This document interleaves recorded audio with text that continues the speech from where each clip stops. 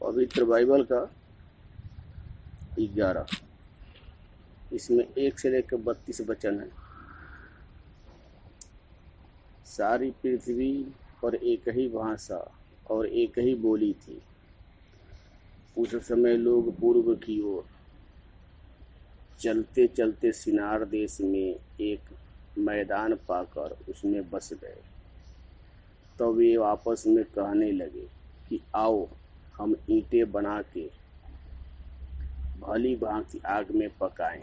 और उन्होंने पत्थर के स्थान में ईंट से और चूने के स्थान में मिट्टी से काम लिया।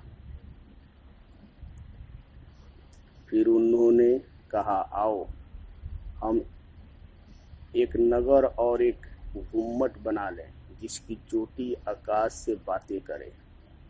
इस प्रकार से हम अपना नाम करें, ऐसा न हो कि हमको सारी पृथ्वी पर फैलना पड़े। जब लोग नगर और गुम्बद बनाने लगे, तब उन्हें देखने के लिए यहोवा उतर आया। और यहोवा ने कहा, मैं क्या देखता हूँ कि सब एक ही दल के हैं, और भाषा भी उन सब की एक ही है। और उन्होंने ऐसा ही काम भी आरंभ किया। और जब जितना वे करने का यत्न करेंगे, उसमें से कुछ उनके लिए अनहोना न होगा। इसलिए आओ हम उतर के उनकी भाषा में बड़ी गड़बड़ी डालें, कि वे एक दूसरे की बोली को न समझ सके।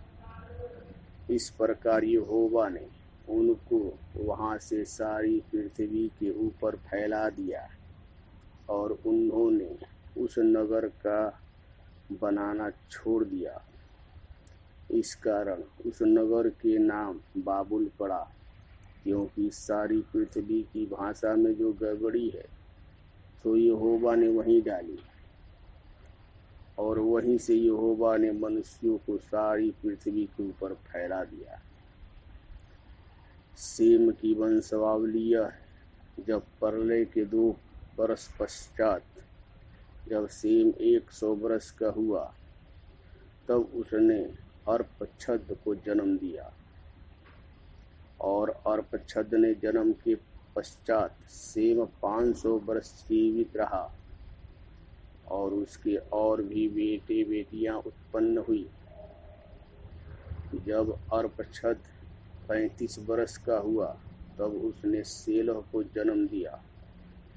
और शेलह के जन्म के पश्चात अर्पक्षद 403 वर्ष और जीवित रहा। और उसके और भी बेटे बेटियां उत्पन्न हुई।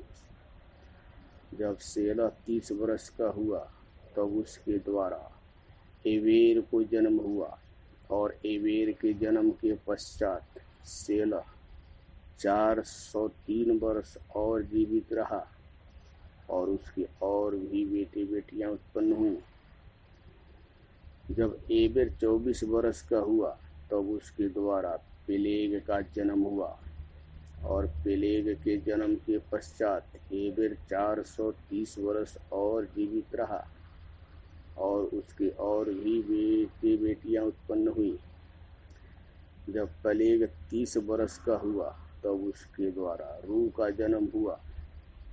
और रू के जन्म के पश्चात पेलेग 209 वर्ष और जीवित रहा। उसके और भी बेटे बेटियां उत्पन्न हुई। जब रू 32 वर्ष का हुआ, तब उसके द्वारा सरूग का जन्म हुआ। और सरूग के जन्म के पश्चात रू 207 वर्ष और जीवित रहा। और उसके और भी बेटे बेटियां उत्पन्न हुई। जब सरूग 30 वर्ष का हुआ, तब उसके द्वारा नाहोर का जन्म हुआ। और नाहोर के जन्म के पश्चात सरूग 200 वर्ष और जीवित रहा। और उसके और भी बेटे बेटियां उत्पन्न हुई। जब नाहोर 29 वर्ष का हुआ, तब उसके द्वारा 13 का जन्म हुआ। और 13 के जन्म के पश्चात नाहोर 129 वर्ष और जीवित रहा और उसके और भी बेटे बेटियां उत्पन्न हुई। जब तेरह 70 वर्ष का हुआ तब उसके द्वारा अब्राहम और नाहोर का और हारान का उत्पन्न हुए। 13 की यह वंशावली है। 13 ने अब्राहम और नाहोर और हारान को जन्म दिया और हारान ने लूत को जन्म दिया। और हारान अपने पिता के सामने ही कसदियों के ऊर नाम नगर में, जो उसकी जन्मभूमि थी, मर गया। और अब्राहम और नाहोर ने स्त्रियां ब्याह ली। अब्राहम की पत्नी का नाम तो सारे और नाहोर के पत्नी का नाम मिल्का था। यह उस हारान की बेटी थी जो मिल्का और इसका दोनों का पिता था। सारे तो बाज थी, उसके संतान न हुई।